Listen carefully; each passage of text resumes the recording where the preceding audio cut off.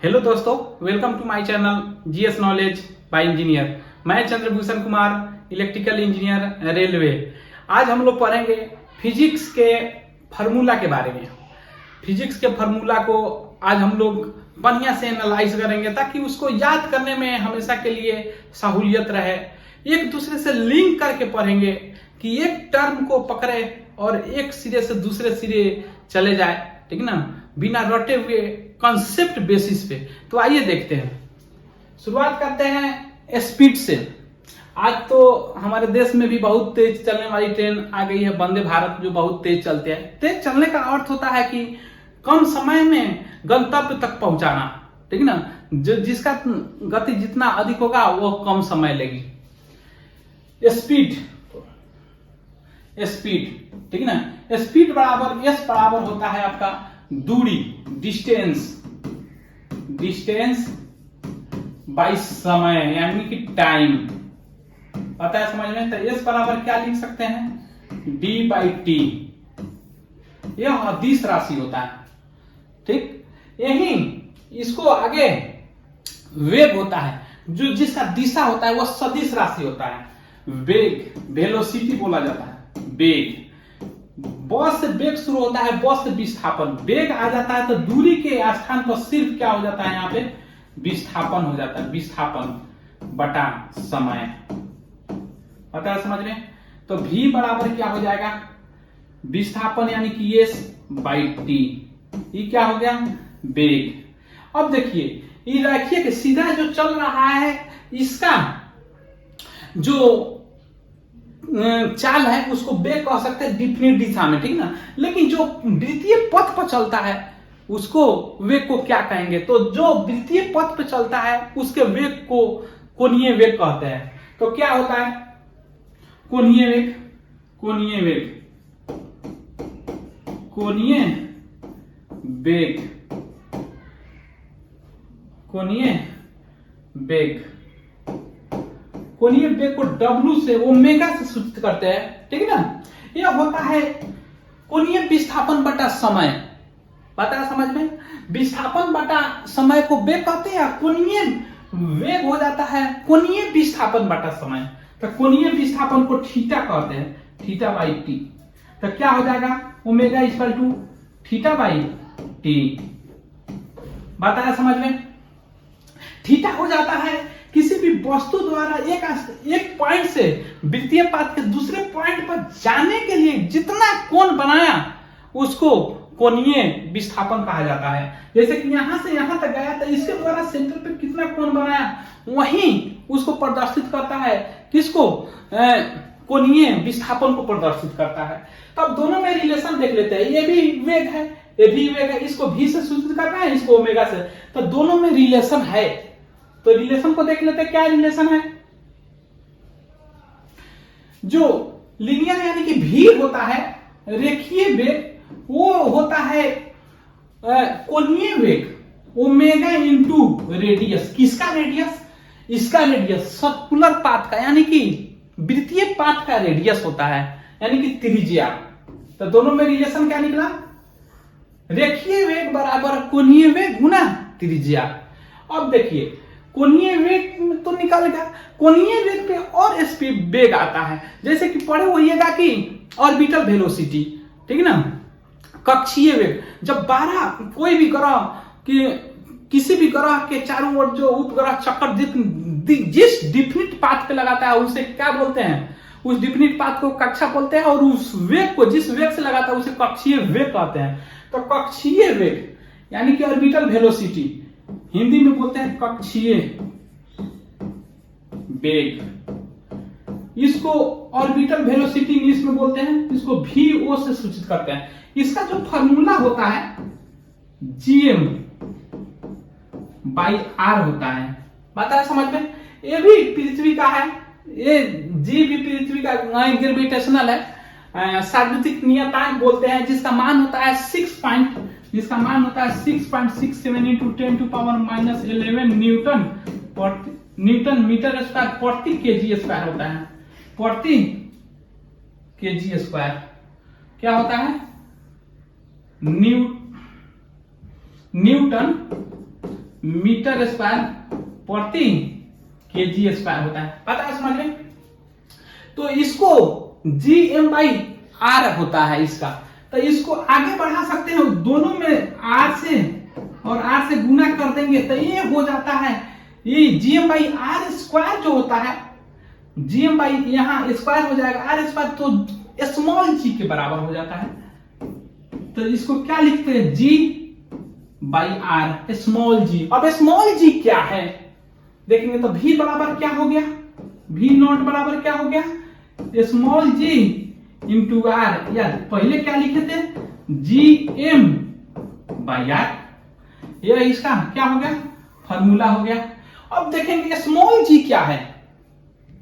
Small g जब पृथ्वी किसी वस्तु को अपने तरफ खींचता है तो उसमें उत्पन्न त्वरण को गुरुत्वीय त्वरण कहते हैं। वही गुरुत्वीय त्वरण स्मॉल g है। स्मॉल g ये क्या है? गुरुत्वीय त्वरण है।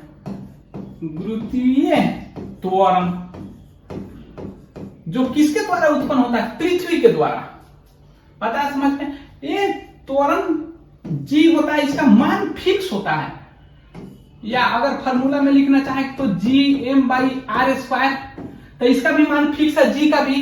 पृथ्वी का मास है यानी कि द्रव्यमान R भी पृथ्वी का है, तो इसका मान निकालिएगा तो 9.8 मीटर प्रति सेकेंड स्क्वायर अप्रॉक्स आता है। पता है समझ में? तो g का मान फिक्स हो गया, कितना? 9.8 मीटर प्रति सेकेंड स्क्वायर। पता है समझ में? त्वरण निकल गया। और जिस बल से खींचता है उसे भार कहते हैं, उस वस्तु का भार। तो इसी से भार भी निकाल लेते हैं। भार क्या हो जाएगा? वस्तु का भार बराबर, यानी कि भार होता है W बराबर mg, यानी कि द्रव्यमान गुने गुरुत्वीय त्वरण, द्रव्यमान गुने गुरुत्वीय त्वरण, यानी कि W बराबर क्या हो जाएगा? m into g। पता है समझ में? ये गुरुत्वीय त्वरण किसका है? इसे गुरुत्वीय बल भी कहते हैं। पृथ्वी के क्या कहते हैं? इसे वस्तु के भार को क्या कहते हैं? गुरुत्वीय बल भी कहते हैं। इसे क्या कहेंगे? गुरुत्वीय बल। गुरुत्वीय बल भी कहेंगे। बात है समझ में? अब गुरुत्वीय त्वरण हम लोग निकाल लिए। अब देख लेते हैं इसका जो ऑर्बिटल वेलोसिटी है, यानी कि कक्षीय वेग। तो कक्षीय वेग तो चारों ओर घूमने वाला है, तो एक वेग ऐसा भी होता है जिसको एकदम ऊपर की तरफ फेंक दीजिए तो फिर लौट के नहीं आएगा। उसको क्या बोलते हैं? उसको बोलते हैं हम लोग पलायन वेग। पलायन वेग और पढ़ लेते हैं पलायन वेग। पलायन वेग, पलायन वेग क्या होता है? ठीक ना? तो पलायन वेग बराबर फॉर्मूला होता है आपका √2g/r। अब देखिए इसको क्या लिख सकते हैं? √2 गुना g/r लिख सकते हैं। यही g/r क्या है? देखिए यही g/r अभी हम लोग क्या पढ़े? यही किधर गया? यहां g/r देखिए v नॉट के बराबर है, यानी कि कक्षीय वेग के बराबर है। तो इसको क्या लिख सकते हैं हम लोग? इसको क्या लिख सकते हैं? √2 गुना v वो लिख सकते हैं। तो क्या हो जाएगा? पलायन वेग एस्केप वेलोसिटी बराबर √2 गुना vo, यानी कि पलायन वेग बराबर क्या हो जाएगा? √2 गुना कक्षीय वेग। अगर किसी कक्षीय वेग को √2 से गुना कर दीजिए तो वो पलायन वेग में बदल जाएगा। इसका मान फिक्स होता है। अगर जाना है पृथ्वी विश्व किस स्पीड से फेंका जाए कि पृथ्वी पे फिर लौट के नहीं आएगा, तो इसका मान होता है इस वेग से फेंकना होगा, यानी कि एस्केप वेलोसिटी 11.2 किलोमीटर प्रति सेकेंड के हिसाब से फेंकना होगा, तब पृथ्वी पे लौट के नहीं आएगा। यानी कि कहने का अर्थ कि 1 सेकंड में 11.2 किलोमीटर उसको तय करना पड़ेगा। अब हम लोग देख लिए इसका वेग देख लिए। अब देख लेते हैं वेग से रिलेटेड, यानी कि संवेग। संवेग क्या होता है? संवेग द्रव्यमान और वेग के गुणनफल को संवेग कहते हैं। वस्तु के द्रव्यमान और वेग के गुणनफल को संवेग। अब देख लेते हैं क्या? संवेग। संवेग इसे P से सूचित करते हैं। वस्तु के द्रव्यमान यानी कि m वेग, वेग क्या हो जाएगा, लिखिए देते हैं नहीं तो कहिएगा, वेग भी, तो क्या हो जाएगा, P बराबर क्या हो जाएगा, m गुना v। पता है समझ में। अब ये तो लीनियर पे हो गया, सीधी रेखा में जो चल रहा है, कार चल रहा है, उसका संवेग हो गया। अब देखिए जो घूम रहा है, किसी वृत्तीय पाथ पे चल रहा है, उसका संवेग क्या हो जाएगा, ठीक ना। तो यहां पे भी संवेग बराबर होता है मास गुने वेग भी, लेकिन इसको कोणीय वेग कहते हैं। इस पे जो चलेगा वृत्तीय पे उसको बोलेंगे कोणीय वेग, उसको क्या बोलेंगे, कोणीय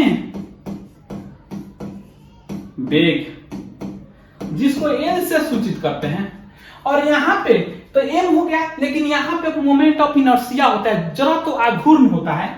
एम को क्या बोलते हैं, जड़त्व आघूर्ण। यहां पे अगर मोशन के केस में हो तो जड़त्व आघूर्ण, क्या बोलेंगे, जड़त्व आघूर्ण, जड़त्व आघूर्ण, आघूर्ण, आघूर्ण होता है, जिसको आई से सूचित करते हैं। मोमेंट ऑफ इनर्शिया गुना कोणीय वेग। कोणीय वेग क्या है, ओमेगा। बताया समझ में। तो क्या हो जाएगा, एल बराबर क्या लिख सकते हैं, आई गुने ओमेगा। अब देख लीजिए इस संवेग और इस संवेग में रिलेशन क्या है, तो जान जाइए। इस संवेग और इस संवेग में रिलेशन जिस प्रकार से कि रेखीय वेग और कोणीय वेग में समानुपाती का रेखीय वेग बराबर था आपका कोणीय वेग गुना त्रिज्या, लेकिन इसमें उल्टा हो जाता है। उसमें रेखीय वेग बड़ा था, लेकिन इसमें कोणीय संवेग बड़ा होगा। संवेग में कोणीय संवेग बड़ा होगा, यानी कि एल बराबर आपका हो जाएगा, एल बराबर हो जाता है आपका पी गुना आर। उसमें भी बराबर लिख रहे थे ओमेगा इंटू आर, लेकिन यहाँ पे एल बराबर हो जाएगा पी गुना आर। एल कहां पे है, एल क्या है, कोणीय संवेग, पी क्या है, रेखीय संवेग, आर क्या है, त्रिज्या। इसी को अगर लिखना चाहेंगे तो क्या हो जाएगा, पी बराबर क्या हो जाएगा, या एल बराबर क्या, एल बराबर पहले तो पी बराबर क्या, एम इंटू वी, मास गुने द्रव्यमान गुना आर। बताया समझ में। तो दोनों में रिलेशन भी हम लोग देख लिए। अब देख लेते हैं कि ये आपका संवेग में परिवर्तन के दर को बल कहते हैं। आगे इस पे तो देख लिए, अब देख लेते हैं बल के बारे में, थोड़ा फोर्स के बारे में क्या देख लेते हैं। संवेग में परिवर्तन के दर को क्या बोलते हैं, बल कहते हैं, बल। तो बल को एफ से सूचित करते हैं। एफ बराबर क्या लिख सकते हैं, संवेग में परिवर्तन यानी कि P2 माइनस P1, बार बार पूरा लिखेंगे नहीं, P माइनस संवेग समझ जाएगा, बोल रहे हैं उसको उतार लीजिए, P2 माइनस P1, ठीक ना। संवेग में परिवर्तन तक दर क्या होता है, टाइम से भाग दे देंगे तो क्या हो जाएगा, संवेग में परिवर्तन के दर को बल कहते हैं। तो ये क्या हो गया, बल हो गया। अब बताइए आवेग जो होता है, आवेग जो होता है इंपल्स, वह संवेग में परिवर्तन को आवेग कहते हैं, यानी कि P2 माइनस P1 को आवेग कहते हैं। तो यहां पे क्या लिख सकते हैं, बल यानी कि फोर्स, यहां पे आवेग लिख सकते हैं। अब आवेग बट्टा समय यहां पे रख दिए, यहां पे आवेग लिख दिए। तो अब आवेग बराबर क्या हो जाएगा, आवेग, ठीक ना, बराबर क्या हो जाएगा, बल गुना टाइम हो जाएगा। तो इसीलिए कहा जाता है कि आवेग बराबर बल गुना समय होता है। अब देख लीजिए तो एक्चुअल में बल बराबर होता क्या है, तो बल बराबर क्या होता है, बल बराबर होता है द्रव्यमान गुने त्वरण। ठीक, तो क्या लिख सकते हैं, F बराबर ma,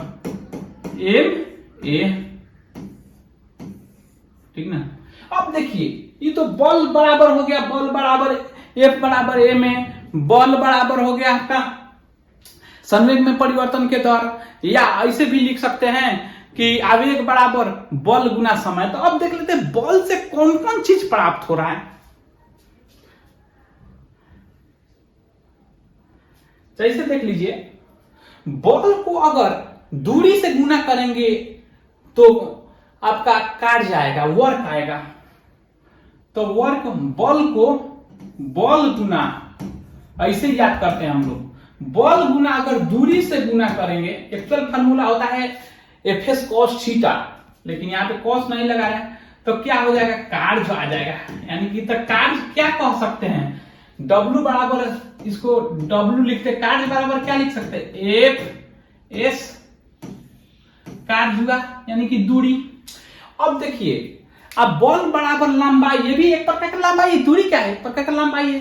फिर से बल में अगर दूरी से फिर लंबाई से गुना करते तो बल आघूर्ण आ जाता है, यानी कि फिर बल से वो दूसरा चीज निकला, क्या निकला, बल गुना लंबाई। तो इससे क्या निकला, बल आघूर्ण, टॉर्क बोलते, बल आघूर्ण, बल आघूर्ण। तो क्या लिख सकते हैं, इसको टाउ बोलते हैं। टाउ इक्वल टू क्या हो जाएगा, एफ गुना एल। पता है समझ में, बल आघूर्ण। अब देखिए, ये तो एल से गुना कर दिए तो हो गया। अब क्या है, बल में लंबाई से भाग दे रहे हैं, तब क्या आ रहा है, तो एक और नया चीज निकलेगा, पृष्ठ तनाव। पृष्ठ तनाव, सरफेस टेंशन, इसे टी से सूचित करते हैं। ये क्या हो जाएगा, बल, यानी कि एफ गुना एल। तो क्या बोल सकते हैं, टी इक्वल टू सोचे क्या है, एफ गुना एल, नहीं भाग एल है, सॉरी, ठीक ना, एल से। तो क्या हो जाएगा, सरफेस टेंशन हो गया। अब देखिए, बल में क्षेत्रफल से अगर भाग देंगे तब क्या आएगा, यानी इसका हम डिफिनीशन नहीं बता रहे हैं, तो बोलता है कि इकाई लंबाई पर लगने वाला बल को सरफेस टेंशन कहते हैं, वहीं बल और बीच के दूरी को गुणनफल के टॉर्क बोलते हैं, और बल और उसी के दिशा में उत्पन्न विस्थापन के गुणनफल को कार्य कहते हैं। हम सिर्फ फार्मूला आज चर्चा करेंगे, ठीक। तो सरफेस टेंशन हो गया आपका। अब देखिए, दाब क्या है, बल में अगर क्षेत्रफल से भाग करेंगे फिर एक नया चीज निकलेगा, दाब, प्रेशर, दाब। इसे प्रेशर पी बोलते हैं, बल बटा क्षेत्रफल, बल बटा एरिया, ठीक ना। किसी भी इकाई क्षेत्रफल पर लगने वाला बल को दाब कहते हैं, और वहीं इकाई क्षेत्रफल पर लगने वाला लंबवत बल को परनोद कहते हैं, परनोद, थ्रस्ट। तो परनोद क्या हो जाएगा, बल, लंबवत बल बटा एरिया। दोनों सेम हैं, लेकिन सिर्फ डायरेक्शन का अंतर हो जाता है। ये लंबवत है, ये किसी भी डायरेक्शन, कहीं पे भी लगा दीजिए, इकाई क्षेत्रफल में निकाल लीजिए तो दाब हो जाएगा। आई क्या लंबवत बल लगेगा तब भाई क्या होगा, परनोद होगा। बताया समझ में, क्लियर कट। अब देखिए, अब हम लोग देख लेते दाब। तो दाब देखे तो एक चीज और याद आया, यह द्रव में दाब क्या होता है, द्रव में, ठीक ना। तो द्रव में दाब जो होता है, P जो होता है HDG के बराबर होता है। जो H हो गया आपका हाइट, उसमें HEIGHT हाइट हो गया कि लिक्विड का हाइट कितना है, घनत्व हो गया। D क्या हो गया, घनत्व। G तो आप लोग जानिए रहे हैं, गुरुत्व त्वरण। तो अब देख लेते हैं घनत्व क्या है।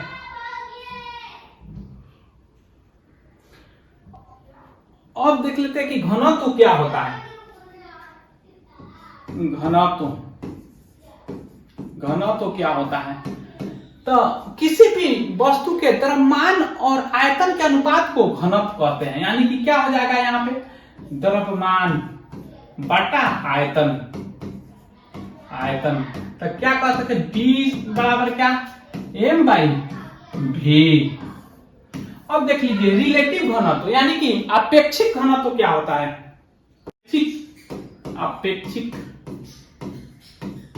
अपेक्षित घनत्व, ठीक ना। यह रेशियो होता है, ठीक ना। पदार्थ का घनत्व जो रहता है, पदार्थ का घनत्व या सोचे घनत्व लिख दीजिए जो दिया गया घनत्व हो। अब पानी का घनत्व, पानी का घनत्व 4 डिग्री सेल्सियस पर, ताप कितना होना चाहिए 4 डिग्री सेल्सियस पर। बताया समझ में। अब ये भी देख लिए, घनत्व हम लोग देख लिए। अब बल के कुछ प्रकार को देख लेते हैं। बल जैसे देखिए यहां पे देखिए, जैसे दो द्रव्यमान मान के चलिए लिया गया, वो क्या बोला था न्यूटन ने, दो द्रव्यमान कहीं पे भी रखिए एक दूसरे पे बल लगाता है तो वह बल कितना होता है। तो दो द्रव्यमान के बीच का लगा बल, उसके दोनों द्रव्यमान के गुणनफल, द्रव्यमान के मास के गुणनफल और बीच के दूरी के स्क्वायर के व्युत्क्रमपाती होता है। यानी कि कहने का अर्थ की क्या, दोनों के गुणनफल m1 m2 by r square. या इसे क्या बोलते हैं, इस बल को बोलते हैं हम लोग गुरुत्वाकर्षण बल। गुरुत्वाकर्षण बल कहते हैं।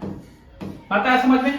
जो गुरुत्वाकर्षण बल होता है वो G m1 m2 by r square होता है, जहां मास है, द्रव्यमान है दोनों बॉडी का, यानी कि दोनों वस्तु का द्रव्यमान है, आई बीच का दूरी है। G का मान जो होता है, ये सार्वत्रिक नियतांक कहा जाता है। इसका मान जो आपका होता है 6.67 into 10 to power -11 newton metre प्रति केजी होता है।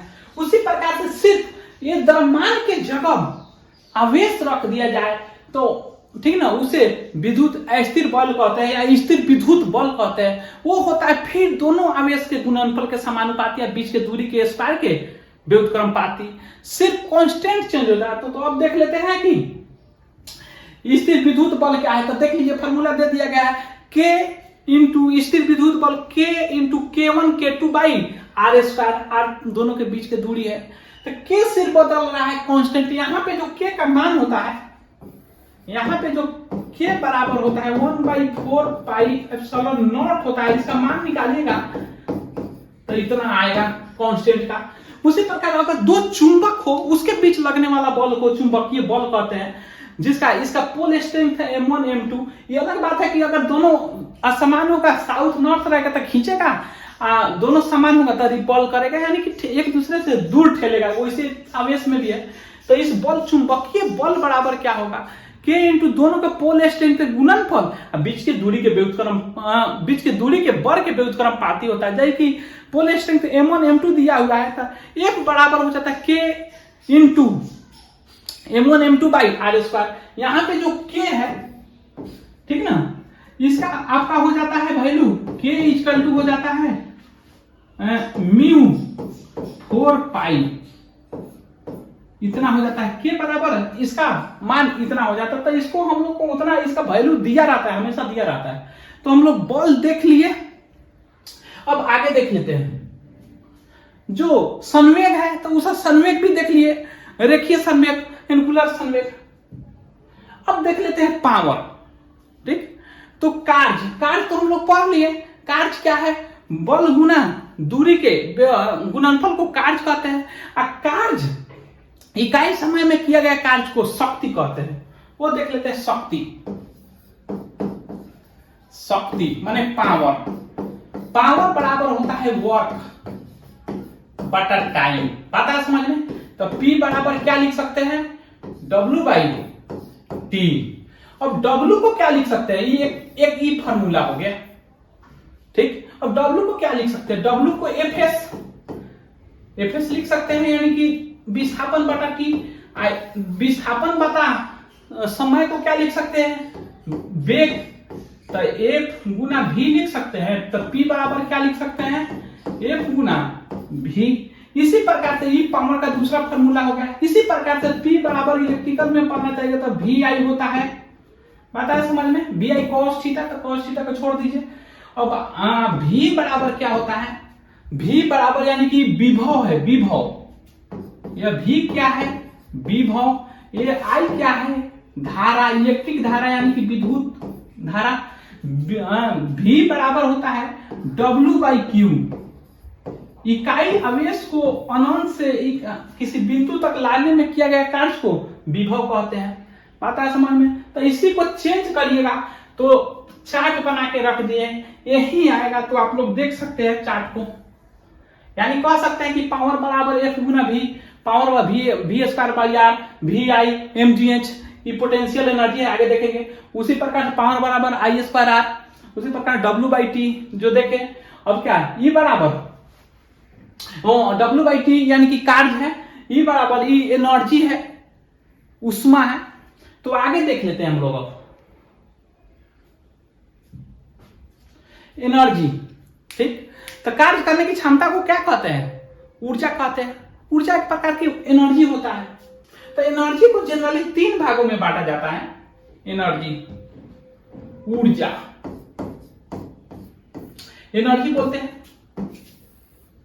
एक में गतिज ऊर्जा, गतिज ऊर्जा, गति के जो कारण जो ऊर्जा होती है उसे गतिज ऊर्जा कहते हैं। केई बोलते हैं। केई बराबर होता है 1/2mv²। गति के कारण जो ऊर्जा होता है उसे गतिज ऊर्जा कहते हैं। और उसको कितना होता है? 1/2mv²। जैसे देखिए इस आगे चला रहा है, हवाई जहाज जा रहा है, कार से जा रहा है, इसे गति जिसमें भी हम में ऐसे चल रहा है तो हम में भी गतिज ऊर्जा। अब खड़ा हो गया पहले 0 हो गया, जिसमें वेलोसिटी होगा उसमें गतिज ऊर्जा, द्रव्यमान तो हमेशा होगा। वैसे ही स्थितिज ऊर्जा, पोटेंशियल एनर्जी, इसको P से सूचित करते हैं। स्थितिज ऊर्जा ये होता है ऊंचाई के कारण। जैसे देखिए यहाँ पे ऊंचा पे पत्थर रखा गया है, ऊंचा पे क्या है? पत्थर रखा गया है, ऊंचाई पे पत्थर है। तो ये ऊंचाई के कारण जो ऊर्जा होती है उसे स्थितिज ऊर्जा कहते हैं। P बराबर mgh होता है। अब दोनों को मिला दीजिएगा तो ये हो जाता है यांत्रिक ऊर्जा। तो क्या हो जाएगा? यांत्रिक ऊर्जा, यांत्रिक ऊर्जा, जिसे मैकेनिकल एनर्जी भी बोलते हैं, मैकेनिकल एनर्जी। तो ये क्या हो जाएगा? KE प्लस PE बोल सकता है ना, दोनों एनर्जी का, यानी कि kinetic energy plus potential energy को जोड़ दीजिएगा तो क्या हो गया? यांत्रिक ऊर्जा हो जाएगा। जैसे देखिए ये गाड़ी चल रहा है, ये हाइट पे चल रहा है तो दोनों है, गति भी है और ऊंचा भी है, तो इसमें दोनों है, काइनेटिक एनर्जी भी है और पोटेंशियल एनर्जी, यानी इसको क्या बोल सकते हैं? यांत्रिक ऊर्जा है। इसमें भी यही नीचा आ जाएगा यहाँ पे, तो सिर्फ गति के कारण ऊर्जा होता है, ऊर्जा होगा, यदि पोटेंशियल एनर्जी नहीं होगा, यानी कि स्थितिज ऊर्जा नहीं होगा। अब देख लेते हैं, एक बार बार पूछ देता है रिलेशन उसके बारे में कि गतिज ऊर्जा और संवेग में क्या रिलेशन होता है। तो काइनेटिक एनर्जी के माने गतिज ऊर्जा, ठीक ना, के बराबर होता है P माने संवेग, P²/2m। पता है समझ में? क्या होता है? के बराबर P²/2m। अगर प्रूव करना हो तो के बराबर क्या हो जाएगा? 1/2mv², mv² हो जाता है। ऊपर भी नीचा भी m से गुना कर दीजिए, यहाँ पे भी m से गुना कर दीजिए। तो इसको क्या लिख सकते हैं? 1/2m लिख सकते हैं। इसको क्या लिख सकते हैं? mv के स्क्वायर लिख सकते हैं। पहले से v के स्क्वायर है, अब इसका भी 2 पावर हो गया, तो क्या लिख सकते हैं? 1/2m। mv बराबर क्या होता है? p। तो p के स्क्वायर लिख सकते हैं, तो यही है ke बराबर काइनेटिक एनर्जी बराबर। तो काइनेटिक एनर्जी बराबर क्या? काइनेटिक एनर्जी बराबर क्या? P²/2m। पता है समझ में? एक और प्रसिद्ध इक्वेशन है, E बराबर यानी कि एनर्जी बराबर mc², आइंस्टीन ने दिया था, ठीक ना। ये क्या होता है? E बराबर mc², जहां E क्या है? स्पीड ऑफ लाइट है, प्रकाश की चाल है, 3 × 10⁸ मीटर प्रति सेकेंड कहा जाता है। बात है समझ में? किसी भी वस्तु को m द्रव्यमान को प्रकाश की चाल से फेंकिएगा तो क्या हो जाएगा? एनर्जी में कन्वर्ट हो जाएगा।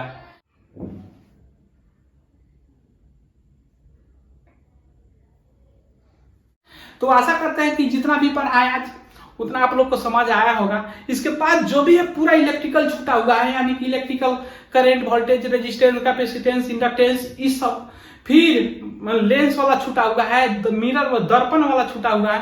ये सब आगे के क्लास में हम लोग चर्चा करेंगे, नहीं तो वीडियो बहुत लंबा हो जाएगा। अगर आप लोग नए हैं तो प्लीज मेरे चैनल को सब्सक्राइब करें, लाइक करें, कमेंट करें। Thank you.